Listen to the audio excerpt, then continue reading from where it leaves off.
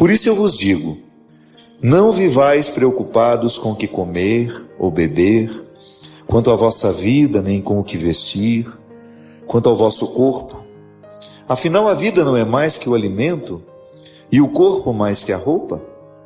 Olhai os pássaros do céu, não semeiam, não colhem, nem guardam em celeiros. No entanto, vosso Pai Celeste os alimenta. Será que vós não valeis mais do que eles? Quem de vós pode, com sua preocupação, acrescentar um só dia à duração de sua vida? E por que ficar tão preocupados com a roupa? Olhai como crescem os lírios do campo. Não trabalham, nem fiam. No entanto, eu vos digo, nem Salomão, em toda a sua glória, jamais se vestiu como um só dentre eles. Ora, se Deus veste assim a erva do campo, que hoje está aí, amanhã será lançada ao fogo, não fará muito mais ele por vós, gente de pouca fé. Portanto, não vivais preocupados dizendo, que vamos comer, que vamos beber, como nós vamos nos vestir? Os pagãos é que vivem procurando todas essas coisas. Vosso Pai que está nos céus sabe que precisais de tudo isso. Buscai em primeiro lugar o seu reino, a sua justiça, e todas essas coisas vos serão dadas por acréscimo. Portanto, não vos preocupeis com o dia de amanhã, pois o dia de amanhã terá a sua própria preocupação. A cada dia basta o seu mal.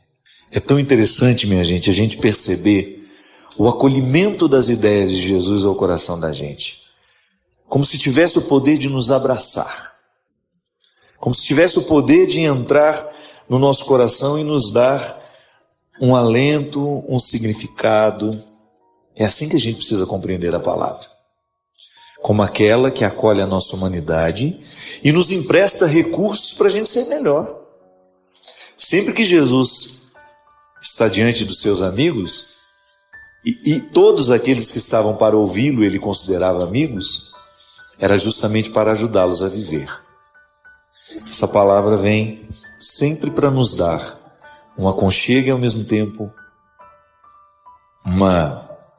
é como se pudesse depositar dentro de nós um pequeno conflito que vai abrindo a nossa mente para a gente compreender cada vez mais como é que nós podemos viver a nossa vida. O Senhor nos fala, Ele nos diz, Ele nos convida a entrar no difícil contexto da simplicidade. Nas bem-aventuranças, Jesus já começa a chamar a atenção para a necessidade de buscar uma série de situações práticas. Dentro da bem-aventurança, ele coloca um discurso absolutamente difícil de compreender, porque ele no primeiro momento parece contraditório. Como é que alguém pode ser feliz sendo pobre, né, Ziza? Como é que alguém pode não ser feliz sendo pobre?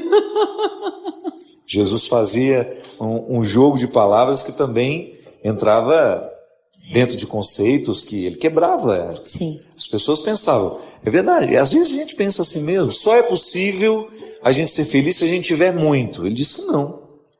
Se eu tiver bem-aventurado, tudo que eu quiser, eu vou estar pronto para ser feliz. Não, bem-aventurado é aquele que consegue administrar o não ter. Em paz, né? Em paz. Sem ficar reclamando, chorando. Claro, não é nenhum problema a gente trabalhar para a gente conquistar, para a gente ter. Sempre digo isso. É direito seu, com honestidade, com o seu trabalho, você construir a sua casa, você ter o direito ao lazer, estudar, você dá um conforto aos seus filhos, mas não se esqueça de que existe uma riqueza infinitamente superior a tudo aquilo que materialmente a gente pode ter, que é inclusive nos ajudar a significar o que o dinheiro nos deu. Rico não é aquele que tem muito, mas rico é aquele que precisa de muito pouco para ser feliz.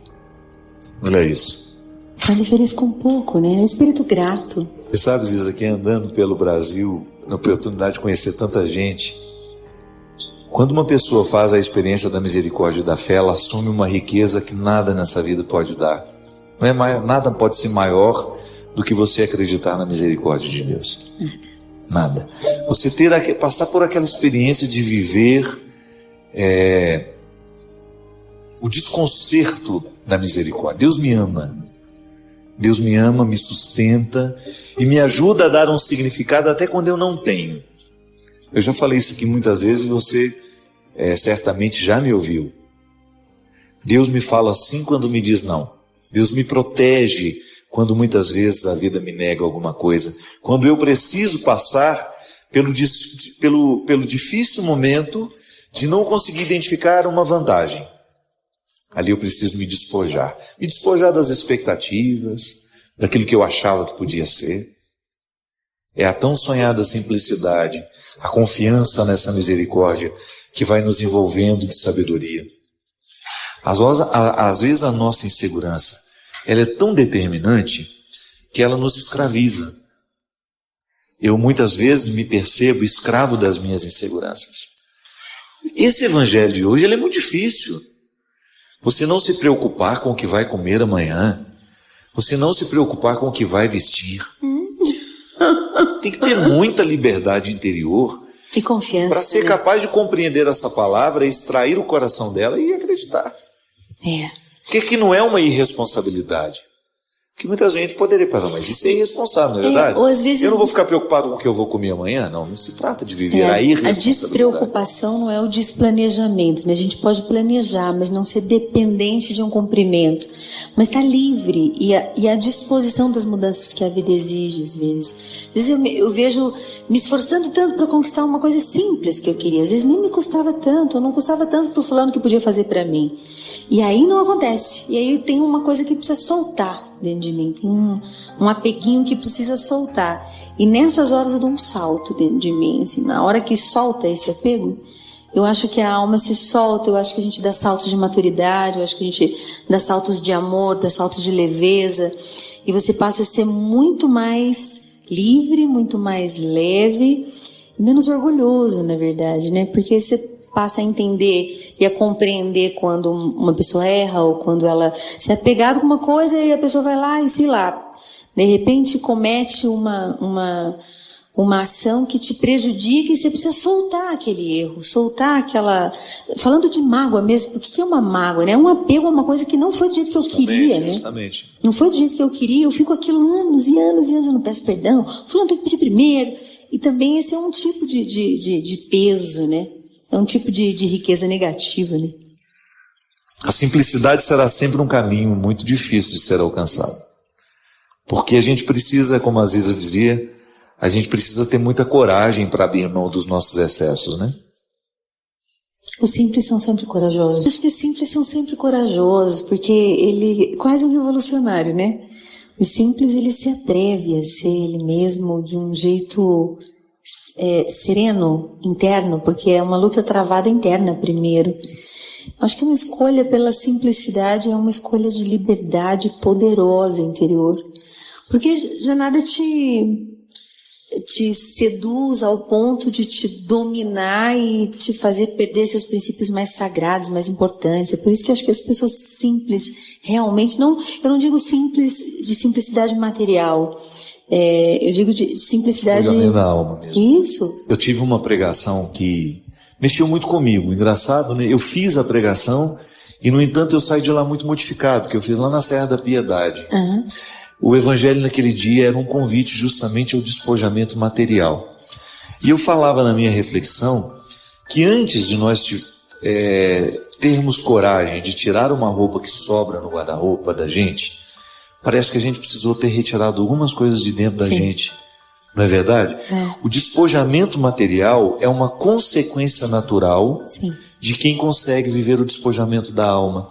Se a intenção é funda, ela precisa ter raiz funda, né? Às vezes a gente precisa de uma ação que venha de fora para dentro até educar o que está dentro. Às vezes eu tenho, sei lá, uma blusa, eu quero dar para alguém. Quando eu vou dar para alguém, eu sinto aquela dorzinha, aquele contorcimento interior. Assim, eu não queria dar. É porque você ainda acha que um dia pode usar, né? Aquelas mentiras que a gente conta. E aquela pergunta, o que significa eu ter isso? Que raiz tem isso? Que valor tem isso? O que é isso? Quem eu seria sem isso? Quem eu me torno sem isso? E é uma pergunta libertadora, né? E é tão bom. Eu acho que a simplicidade é construída de desapegos, assim. E desapego secreto é um trabalho tão interior, muito secreto, muito pessoal, muito particular. E é libertador. Eu acho a maior oração de libertação que pode existir é essa, assim, da gente ser livre da gente mesmo, como Santa Teresa dizia. Talvez você que nos acompanha em casa já tenha se feito isso. É uma pergunta que a gente não deveria negligenciar. Por que eu tenho isso? O que eu tenho está a serviço de quê? Por que eu preciso ter isso, né? Justamente. Está a serviço de uma necessidade ou isso está a serviço de uma vaidade? Sim. Que não tem fundamento. Às vezes a necessidade ela é alimentada por uma mentira que nós nos contamos uma vida inteira. Por que eu preciso ter essa casa tão grande? Por que eu preciso ter tantos carros? Por que eu preciso ter tanto dinheiro no banco? Ou por que eu preciso precisar, né? Às vezes a gente inventa necessidades, né? E é engraçado que a gente constrói mentiras tão bem elaboradas que você passa 30, 40 anos da sua vida trabalhando para a manutenção daquelas mentiras. Então a gente trabalha muito porque a gente acha que a gente vai precisar de todo aquele dinheiro, que a gente vai precisar de toda aquela estrutura material que a gente criou, quando na verdade, se a gente tivesse sido honestos e responsáveis com essa pergunta, talvez a gente não tivesse desperdiçado tanto tempo na vida. Não é que a gente não teria trabalhado, é que a gente talvez teria trabalhado um pouco menos e apreciado um pouco mais o que a vida nos deu. Às vezes eu fico vendo, Ziza, que na vida espiritual muitas pessoas não crescem por causa justamente da coragem de sondar as questões humanas que pesam. Porque às vezes nós queremos tratar as questões espirituais sem tocar as questões humanas. Não tem jeito. Eu quero ficar mais santo sem deixar de ser ciumento. Não tem jeito. Não é verdade? Eu quero ficar mais próximo de Deus, eu quero ter uma alma mais pura, mas eu não quero abrir mão das mágoas, das picuinhas que eu cultivo no meu dia a dia, com meu irmão tal, com minha esposa, com meu esposo. A gente vai criando uma teia extremamente desfavorável à vida espiritual da gente, depois a gente quer ser espiritualizado. Você assistiu a Missão? Daquele gravado na Argentina? Isso. Sim, há bastante tempo. Tem uma cena que eu gosto muito, que aquele rapaz que comete um crime, que se impõe um fardo. E o fardo dele é físico, né? Ele se coloca uma penitência de carregar uma coisa enorme nas costas, que ele vai arrastando aquilo ao longo da vida. E numa maneira de expurgar o pecado, ele então colocou-se esse sacrifício. É que ele foi muito tempo na vida dele, até o momento em que ele está subindo uma cachoeira, naquele momento de muita dificuldade, e que ele é colocado diante de um limite. Ou ele joga aquele fardo fora, ou ele não consegue chegar até o fim. Senão ele iria cair. Ele estava sem forças para o próprio corpo, muito mais ainda para um corpo é uma espécie de uma mochila enorme que ele carregava, um monte de tralha pesada, que era uma maneira que ele tinha publicamente de demonstrar que era um pecador. E é muito bonita a cena, porque alguém olha para ele e fala: meu amigo, ou você joga isso fora, ou você não chega até o fim. Meu Deus. E a cena é lindíssima, porque ele vai tendo coragem de soltar o fardo das costas, e aí ele olha para baixo, aquilo caindo, aí ele se agarra na pedra e chora como se fosse um menino mesmo que tivesse conseguido viver uma libertação. Ou melhor, como tivesse recebido uma consciência nova, enfim. É o que acontece com a gente toda vez que nós temos coragem de julgar fora os excessos que nos impedem chegar ao alto da montanha. A vida espiritual é feita desse fio que vai tecendo uma tela imensa de humanidade, né? Eu não consigo ver separado, assim, eu já não consigo mais. E eu acho que é tão entranhado a minha experiência com Deus, desse desafio constante humano. Porque às vezes a gente reza esperando um repouso humano para que a gente viva uma altura espiritual das coisas, né? Um repouso dos meus conflitos humanos para que Deus me visite. E não existe esse repouso. A alma humana, ela é feita de tensão eternamente. Sempre vai ser uma luta interior.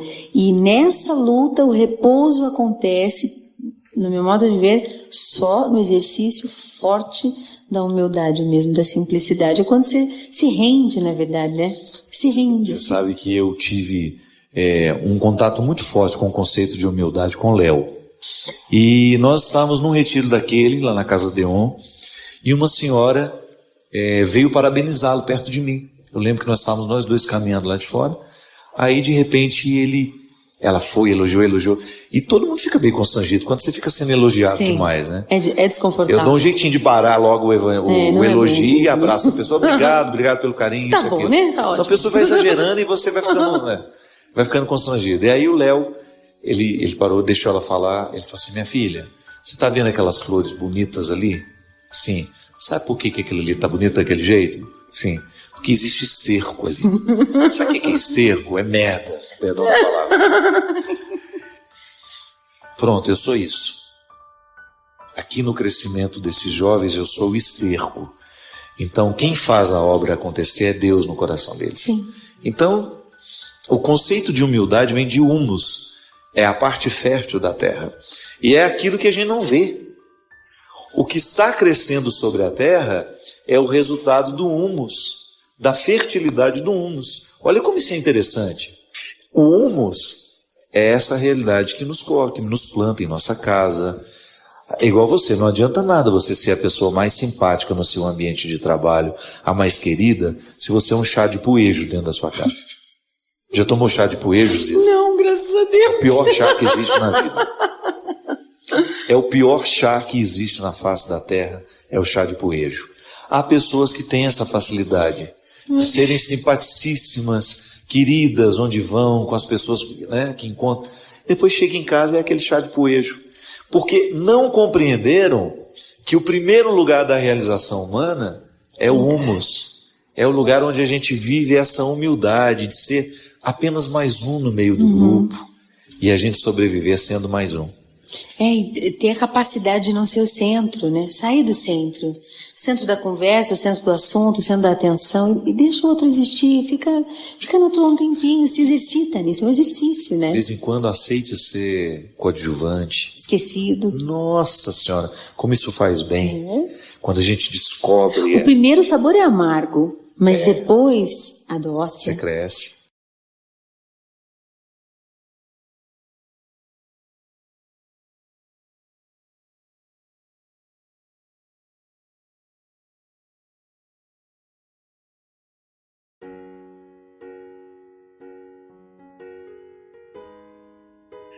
E como é que vai Angola? Bem, com todas as dificuldades que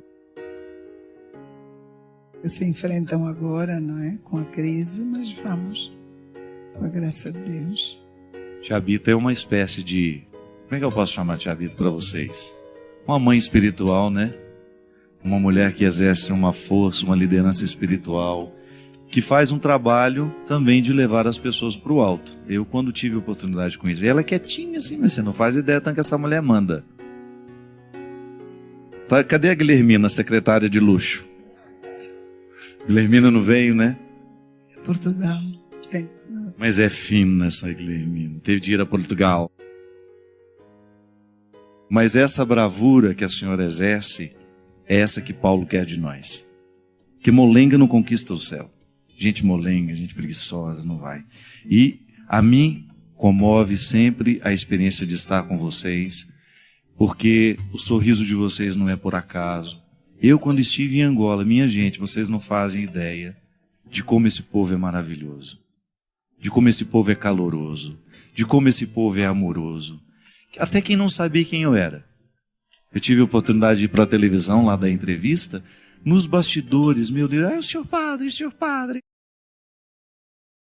Um carinho, uma recepção. E a gente se sente muito feliz de ter essa língua portuguesa nos unindo. Essa cor também, que eu acho que por dentro eu sou preto, Tiago. Pelo menos se não sou, eu queria ter sido.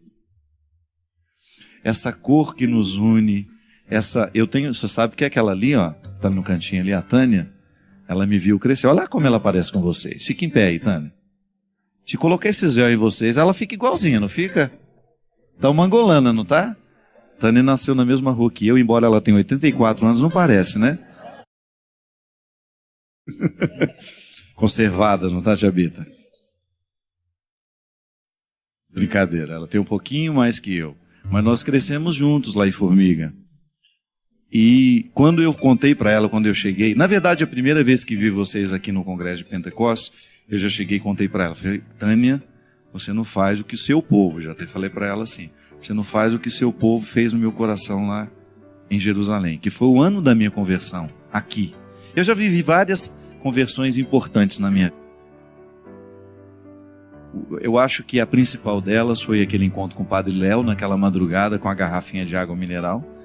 Mas o que aconteceu nesse lugar aqui, mais precisamente sentado ali onde está a Evandra, que agora está me olhando por trás, assim, só com o rabo do olho.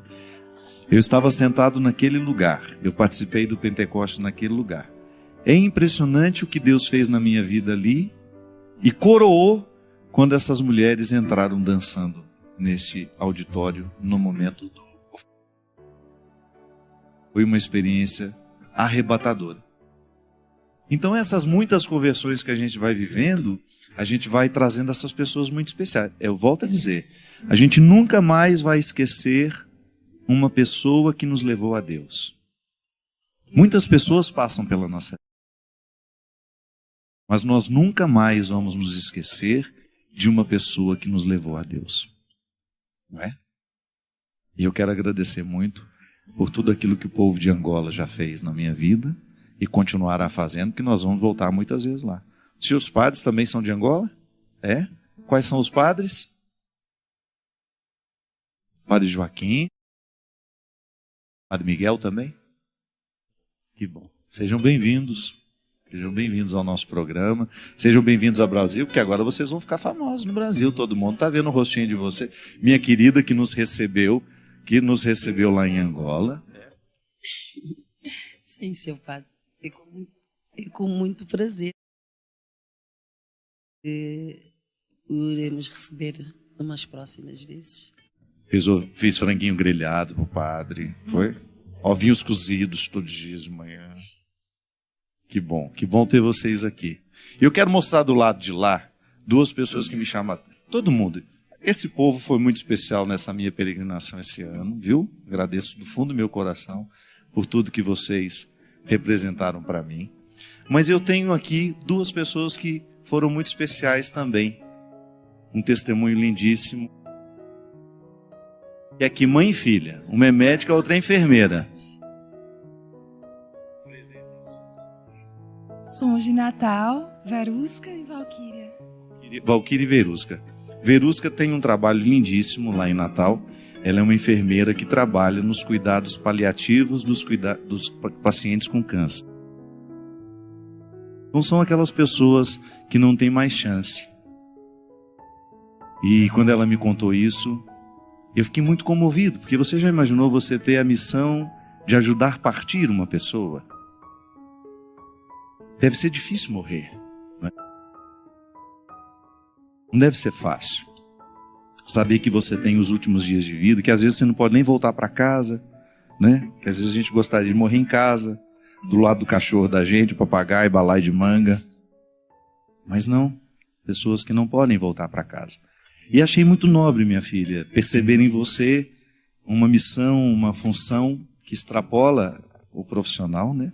E que lhe dá condições de fazer ir em paz aqueles que passarem pela sua vida. Não deve ser fácil, não deve conseguir com todo mundo, mas o seu empenho é muito louvável. Ai, padre, é uma emoção, lógico. Não é fácil a gente fazer esse processo, assim. Na verdade, lá em Natal, nós ainda não temos, teoricamente, a formação dos cuidados paliativos. Eu trabalho assim, na parte de quimioterapia e estamos iniciando esse processo dos cuidados paliativos lá. Nós ocidentais, nós temos uma dificuldade de encarar a morte como um processo natural. Não é fácil a gente se desprender e desapegar. É muito difícil, mas a gente tem que passar por esse processo de desprendimento e tentar, nossa meta é ajudar essas pessoas a fazerem com que esse momento, que é um momento que faz parte da vida de todos nós, seja um momento de qualidade. A gente quer oferecer às pessoas que as pessoas morram com dignidade. É isso que nós queremos e desejamos. Vendo como os trabalhos são complementares, um ajuda a viver qualidade, o outro ajuda a morrer. E assim nós vamos. A Salete ajuda a viver, né, Salete? Como é que a psicologia pode fazer? Salete, vem para cá porque eu estou com medo dessa caixa aí de fazer um barulhinho. Vem cá que o seu testemunho para mim é importante. Você sabe que eu sempre cito a psicologia. Eu acredito no poder que a ciência, que Deus tem de usar a ciência para nos fazer crescer. E eu tenho certeza que você é uma mulher que tem, além de ser muito ética, muito competente, por ser uma mulher cristã, como é que é ajudar o outro a buscar o que ela tem de melhor? Pergunta fácil. Eu não gosto de trabalhar com pergunta muito difícil, não. Eu diria, correndo o risco de ser superficial, eu diria que dar suporte e ajudar a pessoa a mergulhar em si mesma, a buscar a sua essência, a identificar as suas dores, as suas experiências traumáticas e ressignificando tudo isso, limpando tudo isso de forma que eu possa me desprender da minha máscara defensiva e assumir por inteiro ou o máximo possível a minha essência, que me dá a estatura que Deus pensou para mim. Tudo bem, minha filha. Falou que estava difícil, imagina se tivesse... Não, ela falou que estava fácil, imagina se tivesse difícil. O Aranha é o primeiro a ser beneficiado, né, Aranha? Ter psicólogo dentro de casa ou é bom ou é ruim, não sei, depois a gente conversa. Mas eu sempre penso nessa oportunidade maravilhosa que o bom terapeuta, que o psicólogo não é outra coisa senão uma espécie de pedagogo também, né? Que segura pela mão, que ajuda a chegar. Às vezes nós precisamos de ouvir uma única palavra na hora certa e do jeito certo. Pode ser que você já tenha escutado aquilo 1000 vezes, mas quando aquela palavra é dita na hora certa e do jeito certo, ela abre estradas dentro de nós. Por isso que eu sou apaixonado pela palavra. A palavra é o maior presente que nós podemos receber e oferecer. Uma palavra bendita, Virgínia, reorienta um caminho. Uma palavra que tem o poder de abrir estradas dentro da alma do outro. Abre caminhos. O outro, como a palavra do Miguel para nós hoje. Aquele testemunho abriu não sei quantas estradas dentro de mim, não. Esse menino, com 5 frases, ele quebrou todos nós. Como se estivesse passando um elefante numa loja de porcelana. Sai derrubando e quebrando todo mundo. Vem cá, minha gaúcha. Minha gaúcha querida. Não me faça te pegar nojo, vem aqui. Essa aqui também, com toda a simplicidade do mundo, tem tanta... Mas tu tá bonita, meu Deus. Parece que tu vai pro jogo do Inter. Isso que eu não sabia que tu ia me chamar assim.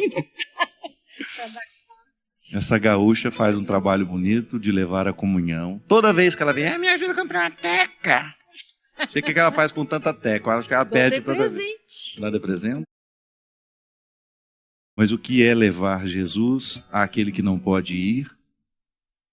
Olha, é uma missão muito sublime acima de tudo, né? Eu me sinto assim, e cada dia o que eu peço a esse nosso Deus maravilhoso, e aqui eu estou para isso também, para Ele me fazer cada dia melhor. Que Ele, o Espírito Santo, sempre me ilumine para que eu possa levar essa palavra, que as pessoas idosas numa cama, com pouca situação, às vezes financeira, para um tratamento de saúde, vivem ali aquela vidinha que a gente não sabe às vezes dar a resposta. Mas só um abraço apertado, uma conversa ali, um cafezinho, então a gente procura. E é isso que eu busquei nos santuários, e aqui eu busco e peço que Deus me faça cada dia melhor e que me dê, né, como é que eu vou dizer, sabedoria para continuar esse meu trabalho. Gaúcha, se você leva Jesus pra gente sem estar com a Eucaristia na mão, imagina com ela. Que bom ouvir isso do Senhor. Obrigado, viu? Você fez muito bem a nós. Eu queria que todo mundo falasse um cadinho. Tanta gente especial aqui. Priscila. Hoje o seu nome é Priscila. Essa, Dona Terezinha, já viajou com a obra de Maria. Vamos para Polônia agora, não vamos? Saímos dia 18, que dia? Dia 18 de outubro. 30. Você vai ou está em dúvida? Essa é a Priscila. Dona Terezinha mudou de nome, que a gente brinca muito com essa história de brincar de nome. Um dia eu conto para vocês por quê. Priscila é a companheira de quarto dela. Foi um testemunho tão positivo na vida da Dona Terezinha que ela quis ter o mesmo nome da companheira. Priscila, vou te falar uma coisa, não é fácil não. Essa criatura eu amo muito, aprendi a amar com o tempo e ela se tornou uma pessoa muito especial para mim. Para você também sei disso. Por isso que, e sabe o que eu achei mais bonito? Talvez Deus tenha te trazido aqui para conhecer Dona Terezinha. Seu santo da terra estava dormindo do seu lado. Né? A gente vem a Jerusalém para encontrar o santo da terra e às vezes a gente não vai encontrá-lo no Santo Sepulcro, a gente não vai encontrá-lo na Galileia, a gente vai encontrá-lo dormindo na pessoa que está do nosso lado. Parabéns pelo carinho que você teve por ela. Foi muito bonito aos olhos de todos nós. Tratá-la como uma mãe, já que ela não é mãe, ela pôde exercer a maternidade. Foi o melhor presente que eu recebi nessa peregrinação. Uma filha bonita dessa. E o bom é que você não precisa nem pagar o plano de saúde dela, é sua filha e você está livre das dívidas. Fala, meu garoto. Eu queria aproveitar esta oportunidade, que eu trouxe uma lembrancinha para si, de Angola. Eu conheci o Senhor Padre graças à comunidade Obra de Maria. E a Nossa Senhora acolheu-me nesta comunidade. E hoje eu só sinto a misericórdia de Deus. E as pessoas que mais ajudavam-me a passar por caminhos, pedras, buracos eram mulheres. E esta estatueta simboliza também a Nossa Senhora de Angola, que é a Mamã Mushima. Por favor. Ah, que bonito. Obrigado.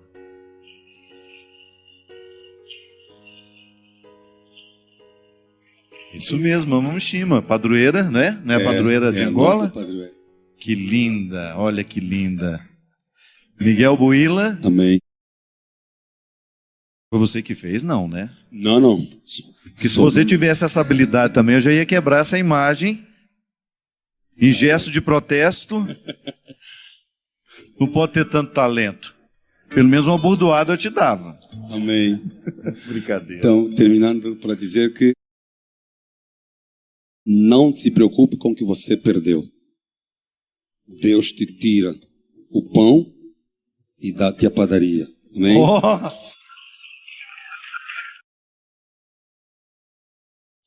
É isso mesmo.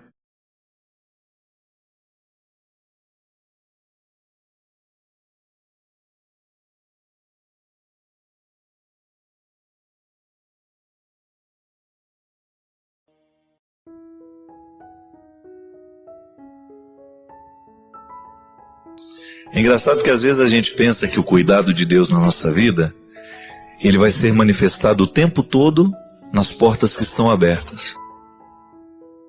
Mas a gente descobre que cuidar não é só abrir as portas. Cuidar também consiste em fechar portas. Que quando uma porta se fecha, outras se abrem. Mas a sabedoria precisa ser buscada para identificar que na porta que se fecha, também há um cuidado de Deus sendo expresso. E que nem sempre a gente consegue compreender, não é mesmo? Talvez a gente tenha sido educado em pensar e acreditar que o cuidado de Deus será manifestado o tempo todo naquilo que nos favorece. Aparentemente, né? Quantas vezes na vida uma porta fechada significa oportunidade de crescimento? E mesmo que amar e ser amado consiste o tempo todo em estabelecer limites, em abrir portas, mas também em fechar portas. Amor de pai e de mãe se expressa no sim, nas oportunidades que a gente permite aos filhos, naquilo que a gente delibera, naquilo que a gente entrega, mas o amor também se expressa naquilo que nós negamos. Sobretudo quando você descobre que a palavra não quando usada de maneira correta, ela ajuda a estabelecer limites necessários para a construção do caráter. Nós jamais vamos poder ter filhos educados, com bom caráter, se nós não dissermos não para muitas questões. Quando você percebe que o seu filho não está preparado para aquele presente, quando seu filho não está preparado para aquela situação, para aquela viagem, para aquele momento de solidão, né? Quando o filho começa a reivindicar que ele quer viajar sozinho, que ele quer fazer sozinho, quando você percebe que ele não está preparado para este momento, e você diz não a ele, mesmo que ele não compreenda, aquele não é importante na construção do caráter do filho. Isso é cuidar, né? Talvez porque a gente viva um momento de muita liberdade nos tempos de hoje, a gente tenha identificado que cuidar é a gente permitir. Não. Cuidar também é não permitir. E é nesse equilíbrio bonito que nós vamos descobrindo a experiência do cuidado como frutuosa. E é interessante porque, em se tratando de religião, este lugar humano onde nós nos colocamos diante de Deus e com Ele estabelecemos uma relação, muitas vezes na religião nós vamos aprender de maneira muito errada que o cuidado de Deus se expressa naquilo que Ele providencia. Certo? Mas a providência de Deus não é só permissão. Há uma série de realidades que Ele vai nos negar que são importantes para nós. Pode ser que a gente não entenda a negação hoje. Mas quando depois de um tempo você vai analisar, é verdade, aquilo não me aconteceu, aquilo não me foi possível do jeito que eu queria, mas foi importante. Esta regra, minha gente, está nos jardins, quando você vê uma árvore muito viçosa, toda bonita, e de repente o jardineiro vai com sua tesoura e poda aquela árvore. Aparentemente a gente acha um absurdo. Como é que uma árvore tão bonita está sendo podada? Como é que nós podemos entender que o viço daquela árvore seja quebrado por uma tesoura e aparentemente ela pareça ter perdido tudo o que ela tinha? Mas aí vem a sabedoria do jardineiro. Ele sabe que se a árvore não for podada, ela começa a definhar, porque ela não vai ter mais uma disciplina no seu jeito de crescer. A tesoura, ela disciplina a árvore para que ela cresça de um jeito certo. É muito bonito a gente compreender esta lógica dos jardins e aplicá-la na nossa vida. Quando a gente sofre uma poda, é tão doído, né? Porque você está acostumado a ser vistoso, você está acostumado a ser grande e de repente uma realidade vem e lhe poda. E você não entende aquilo. É como a gente ser corrigido. Quando uma palavra de correção chega até o nosso coração, a primeira reação que a gente costuma ter é de negação daquela correção. A gente acha que a pessoa que está nos corrigindo está agindo com maldade, a gente corre o risco de pensar que a correção é uma maldade do outro, mas não. Nem sempre ela é uma maldade. Pode ser que seja. Pode ser que existem pessoas maldosas que estejam querendo podar você, não porque você precisa de poda, é porque o seu trabalho, o seu sucesso incomoda. Mas quando esta correção vem de uma pessoa que tem a autoridade afetiva do amor, eu sempre digo isso, minha gente, dê ouvidos a quem ama você. Se a palavra de quem ama está diretamente conectada com a responsabilidade de fazer você crescer, é importante ouvir o que ela tem a dizer. Porque é a palavra da poda, é a palavra da reorientação, é a palavra do cuidado, né? É uma palavra que cuida de nós. Quando você já experimentou na sua vida, alguém ama você. E ela lhe indicou caminhos que eram mais difíceis. Eram caminhos de podas, eram caminhos de renúncias. E você ousou buscar, mesmo sabendo que não seria fácil. Quando eu fazia faculdade de teologia, o padre Joãozinho uma vez me disse assim, estava logo começando o curso, e eu não estava gostando muito de teologia, que eu tinha ficado apaixonado pelo curso de filosofia, e no meu primeiro ano de teologia eu custei a gostar. Depois me apaixonei também, e até gostei mais do que a filosofia. E eu me lembro que numa daquelas conversas que eu tive com ele, ele me disse assim, Fábio, você está acostumado a fazer só o que você gosta. Comece a experimentar na sua vida a fazer coisas que são difíceis para você, que não dá muito prazer. Por exemplo, agora você tem a teologia diante de você. Comece a buscar os caminhos da teologia, mesmo enfrentando as dificuldades que ela lhe oferece. Você não gosta, você prefere a filosofia, mas faça questão.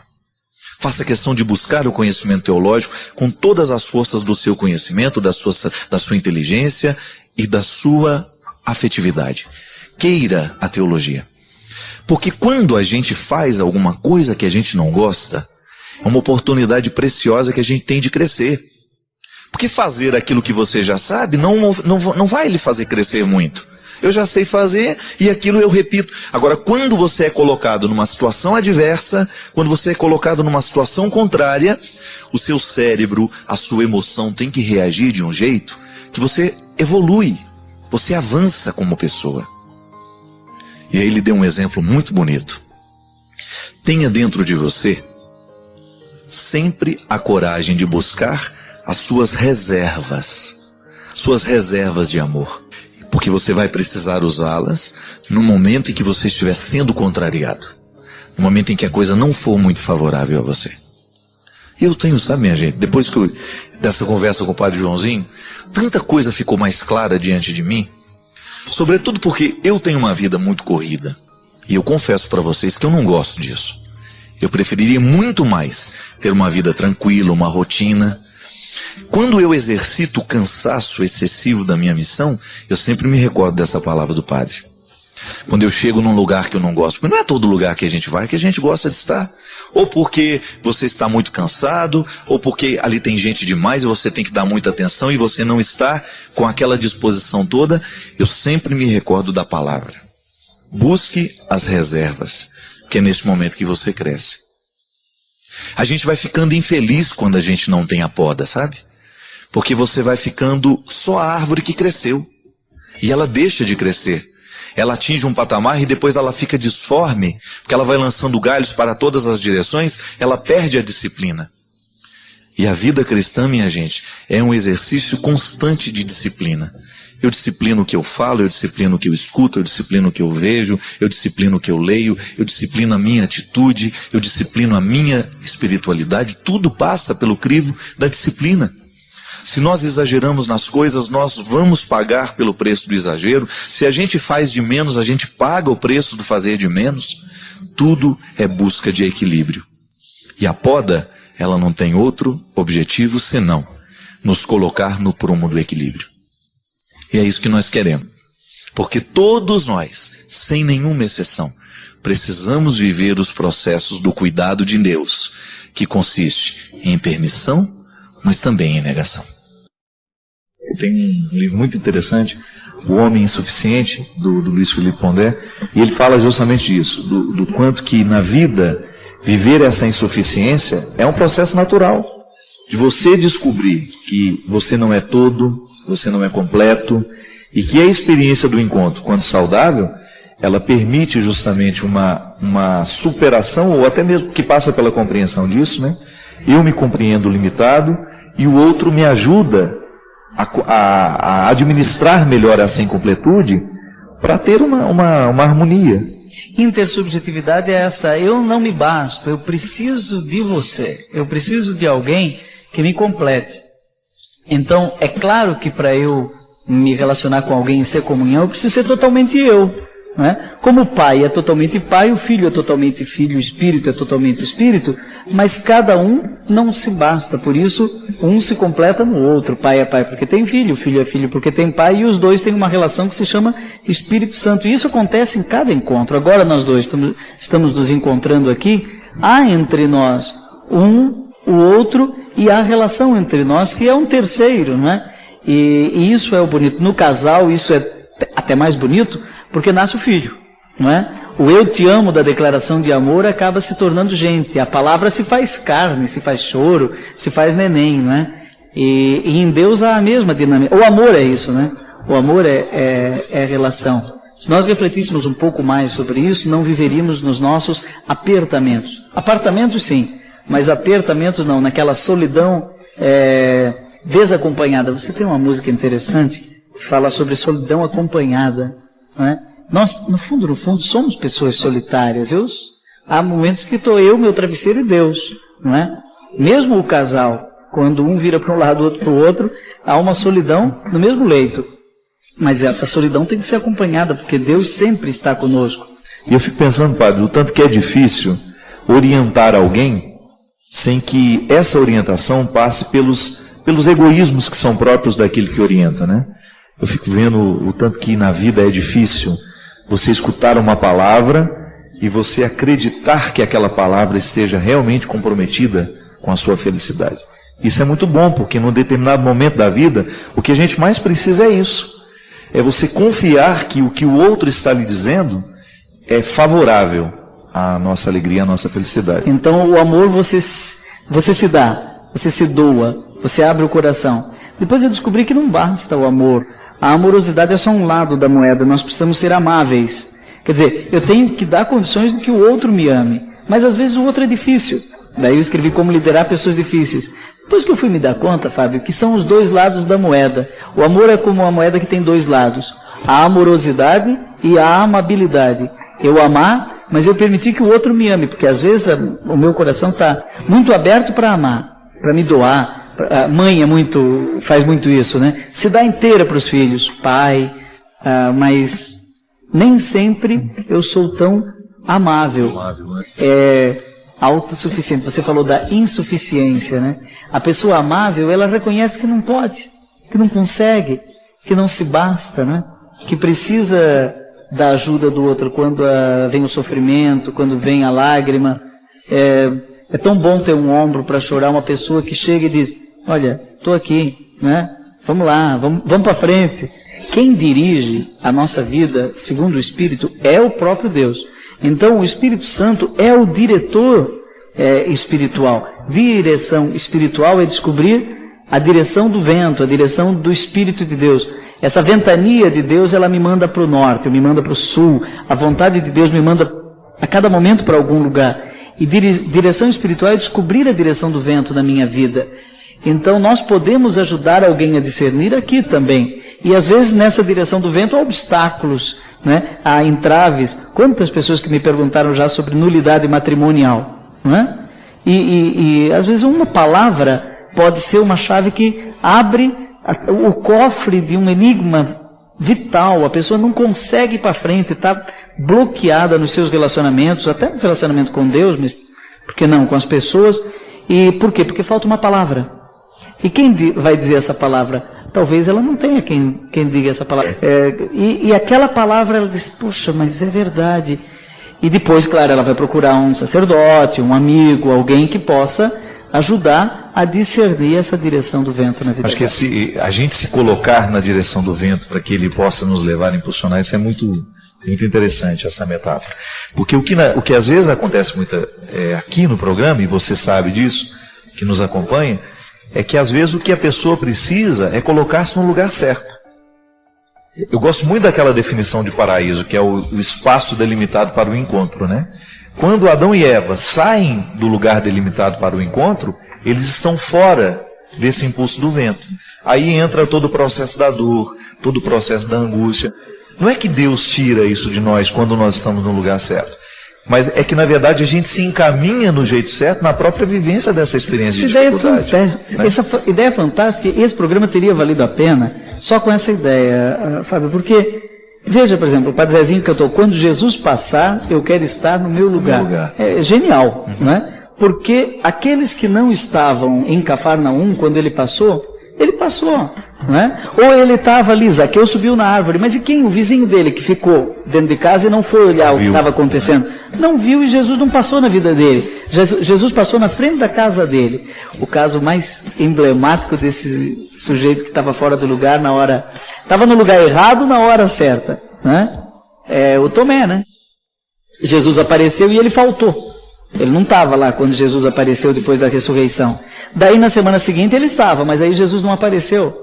E aí ele duvidou. Mas só se eu colocar a mão. E daí quando Jesus aparece, a fé dele tem um pouco mais de dificuldade que a dos outros. Justamente.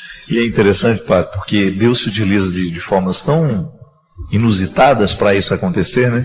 Eu me recordo que uma vez eu recebi um testemunho de uma pessoa que teve a sua vida modificada por um uma entrevista que estava acontecendo, não sei se, eu acho que era no Comando aqui tinha um programa, o Resgate da Madrugada, né? Vocês lembram disso? E eu estava naquele resgate, a pessoa ligou a televisão, aí começou a me ouvir falar. Quando ia mudar o canal, ela escutou que eu era padre, e eu estava com um tênis laranjado. Aí foi um padre com tênis laranjado, começou a prestar atenção, porque achou inusitado o fato de um padre estar usando um tênis laranjado. E ela disse, no testemunho que ela me escreveu um tempo depois, que Deus modificou a vida dela através das palavras que estavam sendo ditas naquele momento, que esclareceram muitas coisas que dentro dela eram difíceis de serem compreendidas e que acelerou um processo de conversão na vida dela por causa de um tênis laranjado. Isso é muito interessante. A palavra, ela nos chega através de posturas, através de situações inusitadas, né?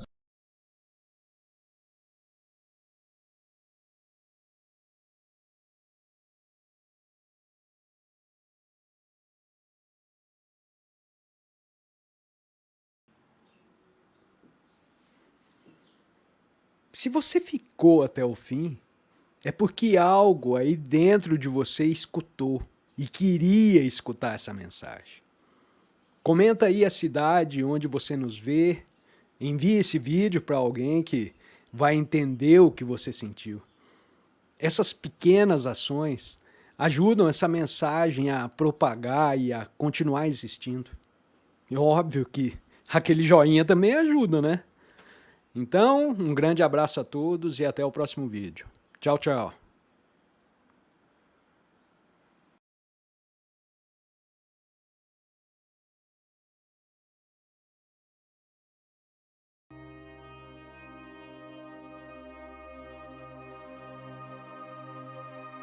Padre Fábio, queria te pedir uma direção espiritual sobre o distúrbio bipolar de humor. Queria perguntar ao senhor se essa doença que eu sofro tem cura ou só tem controle. Eu me trato há muitos anos, mas queria saber se tratamento pode realmente dar um resultado. Sofro muito com essa doença e queria pedir uma orientação. É verdade, minha gente, quantas pessoas hoje estão sofrendo com o distúrbio bipolar? É uma coisa impressionante como que esta doença está crescendo entre nós. Fruto do estresse, né? Dessa vida moderna que nós levamos, essa vida irregular. Então, a medicina já avançou muito, a gente sabe, eu não sou médico, mas a gente tem informações de que hoje existe realmente um tratamento. Eu não sei se isso existe cura, é uma boa pergunta que você me faz, porque existem doenças que realmente não têm cura. Você tem controle da doença. Você vai ficar eternamente precisando tratar daquilo. Mas não é nenhum problema, né? É como quem tem diabético, né? Eu tinha uma visão tão distorcida da diabetes, né? A Mônica, a que trabalha lá no escritório, que é a pessoa principal responsável pela minha logística, pelos meus deslocamentos, né? A Mônica tem diabetes. E eu vejo o quanto que ela convive bem com isso. Aí eu fico brincando com ela, né? Pelo fato dela muitas vezes comer isso, comer aquilo. Ela fala, não padre, eu tenho total controle, eu sei direitinho medir, ela já tem todas aquelas tecnologias que mede a glicose, que mede isso, que mede aquilo. Eu acho interessante a maneira como ela lida com esse limite. Para ela internalizou aquilo, eu vou viver eternamente assim, e ela não criou mais problema com isso. Gente, a nossa vida espiritual é o tempo todo assim. Ela tem que mudar o nosso comportamento. A nossa experiência de Deus precisa ser prática, né? Nós precisamos encontrar nestas coisas da vida os motivos que nos fazem ser novos. Quantas vezes na nossa alma as coisas acontecem assim também? Quantas vezes dentro do seu coração as coisas não estão boas, você está se sentindo amargurado, você está se sentindo decepcionado com tantas coisas, mas para isso não tem comprimido. Para isso não tem comprimido. E é muito triste quando nós começamos a tratar o processo de depressão, o processo de angústia, de ansiedade com cápsulas. Se a gente descobre que tem uma doença que vai precisar tratar para o resto da vida, isso não pode se transformar numa causa de sofrimento para nós mesmo. É claro, sofrimento nós vamos ter. Pô, eu não gostaria de ter que passar o resto da minha vida tomando aquele bendito medicamento. Mas se num determinado momento da minha vida isso me acontecer, vamos buscar a reconciliação com essa situação. Não vamos ficar sofrendo porque eu agora descobri que tenho transtorno bipolar e vou ter que tomar esse medicamento para o resto da minha vida. Não tenha problema com isso. Eu acho que é interessante que algumas doenças até trazem para a pessoa uma disciplina que antes ela não tinha. Não é verdade? Quantas vezes você vê que aquela pessoa encontrou a disciplina porque descobriu que tinha a tal da doença? Então, a partir do momento que se cuida, que se trata, que está sendo disciplinada, ela acaba fazendo um bem danado a ela. É igual o Padre Léo dizia, de maneira muito interessante, né? Ele falava assim, que todo mundo deveria viver como se tivesse AIDS. Aí uma vez eu escutei ele falando isso e depois, mas como assim, Léo? A pessoa que tem o vírus do HIV, desde o momento em que ela descobre, ela começa a tomar o medicamento. Tudo bem, então ela vai fazer com que o organismo dela reaja, né, para combater aquele vírus, aquele invasor que está ali dentro. Só que todo portador do vírus HIV tem que mudar de vida assim que descobre. Porque ele vai ter que começar a ter 8 horas de sono, ele precisa começar a fazer uma atividade física, ele precisa controlar bem a dieta alimentar. Não significa não comer, mas significa comer bem. Por quê? Porque ele sabe que ele tem um sistema imunológico fraco. Porque o grande problema do vírus do HIV é esse, né? Ele ataca diretamente o sistema imunológico. Então, se ele fragiliza o sistema imunológico, uma gripe que para uma pessoa que não tem o HIV não é problema, para ela é. Porque pode evoluir, pode virar uma pneumonia. Só que quando ele sabe que ele tem o vírus, e a partir de então ele vai começar a viver diferente, ele vai julgar a favor. Então o vírus joga contra ele, mas ele joga contra o vírus também. Como é que ele faz? Ele vai se cercar de cuidados, ele vai buscar ter uma vida regular, ele vai buscar ter uma vida saudável, comer certinho, dormir bem, buscar ter uma atividade física, de preferência todos os dias, 5 vezes por semana. Para a gente considerar atividade física regular, tem que ser no mínimo 3 vezes por semana. Então, a partir de 3 vezes na semana, se você pode fazer todos os dias, que ótimo. É o seu sistema imunológico que estará sendo agraciado com isso. Muitas vezes a gente fica pensando que academia é coisa de vaidade, né? Cuidado, viu? Porque tem muita gente se escondendo atrás disso. Ah, isso é vaidade boba. Não é não. As academias, claro que você tem lá os exageros, as pessoas que estão só em busca de um corpo bonito, mas você não pode se esquecer que uma academia é a primeira proposta que ela precisa ter dentro da sociedade, é vida saudável. É oferecer um espaço para que as pessoas possam cuidar da saúde do corpo. Eu já vi muita gente com esse discurso bobo, preconceituoso, se escondendo da própria preguiça. Se justificam assim. Eu digo isso para vocês, gente, porque eu era preguiçoso também. Eu tinha uma preguiça danada de fazer uma atividade física. Minha vida mudou tem uns 8 anos para cá. Eu não fazia nada. Fiz durante a minha adolescência, durante o tempo que eu estava no seminário, mas depois fui cada vez ficando mais preguiçoso. E a gente sabe que quando a gente descobre, e eu descobri nessa hora, né? Eu estava com algum problema imunológico também, que até hoje eu não consegui descobrir o que era. A minha imunidade ia no pé. Eu naquele ritmo de mestrado lá em Belo Horizonte, trabalhando muito, quando descobri que eu tinha um problema, fiz todos os exames de sangue, não detectava nada, não descobri absolutamente nada de errado comigo. Mas o que eu sabia é que eu estava vivendo um processo de estresse, e que se eu não mudasse a minha vida, eu iria morrer muito cedo. O médico me disse, olha, padre, o senhor vai viver muito pouco, porque com 31 anos, o senhor está vivendo, com 30 anos na época, o senhor está vivendo um processo como se o senhor tivesse 50 anos já. O que eu tive que fazer naquela época? Buscar mudar a minha vida. A ação de Deus na nossa história é assim, minha gente.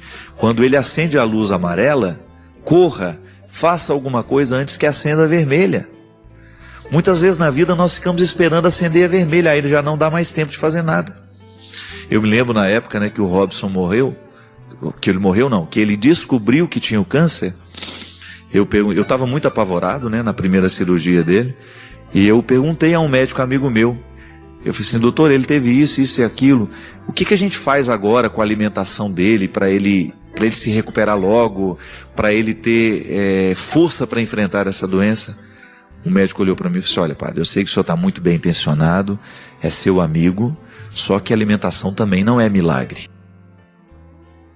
Se o seu amigo não comeu bem a vida inteira, se ele não teve uma disciplina a vida inteira, não é agora, ele começando agora porque teve câncer, que vai modificar alguma coisa. É claro, tem que fazer o que pode. Porque se ele vencer esse câncer, isso começa a acumular agora. Ele disse para mim, a alimentação na nossa vida é cumulativa. Você vai se alimentando bem, você vai cuidando bem do seu organismo, e quando chega a doença, você reage melhor.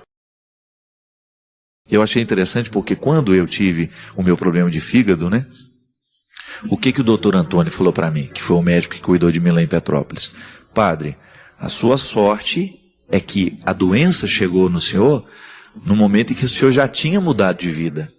O senhor já tinha aí uns 3, 4 anos de vida disciplinada, de atividade física, de alimentação regulamentada, de um bom cuidado com a saúde. Então, o senhor está respondendo bem, muito embora eu quase morri. Eu quase morri mesmo, porque foi muito sério o que aconteceu comigo. O senhor teve um processo de cuidado que ajudou o senhor agora nesse momento. Então, quando a luz ficou amarela, o senhor estava preparado para vencer. Então, muitas vezes, minha gente, quando você descobre uma enfermidade, por exemplo, hoje o bipolar é um problema sério. O que você vai fazer? Além do medicamento que o médico dá, arruma, a partir da doença que você tem, do momento que você está vivendo, descubra um motivo espiritual para você mudar. O que muitas vezes falta na nossa vida é a gente prestar atenção que a luz está amarela. Que alguma situação de perigo pode acontecer. Muitas vezes nós tratamos a doença só com o comprimido. E isso expressa também uma preguiça em nós. O comprimido não vai agir sozinho. Claro, se você tem uma bactéria, se você toma aquele antibiótico, o antibiótico vai cuidar do seu organismo. Mas você, como pessoa, você começa a ter também um compromisso com a sua doença. Então tá bom, eu preciso fazer um repouso para este remédio agir melhor em mim. Aí muitas vezes a pessoa desconsidera isso, não faz esforço nenhum, quer que o remédio haja sozinho. Nós não podemos ser tão irresponsáveis assim. Então, se ocorre alguma situação, todo mundo hoje enfrenta problemas de doenças, né? Nós estamos ainda com os requisitos da gripe suína. O que isso nos ensinou? Que toda gripe é perigosa. Toda gripe pode evoluir para um problema mais sério. Só que nós nos acostumamos a ficar gripados, né? Então a gente não fez muito mais coisas. A gente vai e continua a nossa vida, a gente espirra na frente do outro, a gente espirra dentro dos ambientes fechados. Independente se a gente pode pensar que ali pode ter uma pessoa com problema de imunidade, que aquela gripe que não me faz tanto mal pode matar o outro. Isso é muito sério. Foi a grande lição que a gripe suína trouxe para nós. Nós não temos o direito de negligenciar a nossa saúde. Nós precisamos ter cuidado, nós precisamos lavar as mãos, nós precisamos ter cuidado com o outro. Eu não tenho o direito de espirrar em cima do outro. Não é? Tudo isso. Uma situação gerou uma mudança de comportamento. Mudou o pensamento, mudou a alimentação, você tem a possibilidade de mudar um ser humano por completo.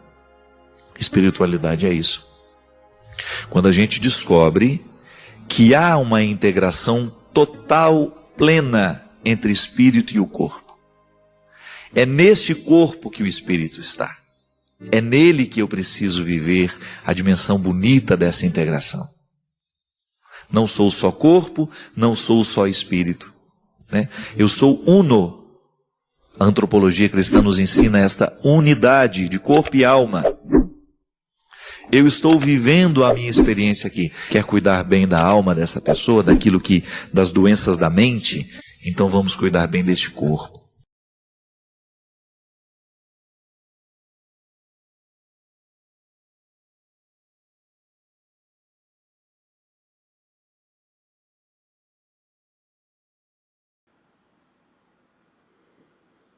Se você chegou até aqui, você teve foco, presença e interesse. Isso já diferencia você da maioria das pessoas que param no meio do vídeo. Que tal deixar um comentário dizendo o que ficou mais forte para você? Aproveite e dá uma olhadinha nos links da descrição que tem mais conteúdo feito com o mesmo cuidado para você. Valeu, um grande abraço e até o próximo vídeo. Tchau, tchau!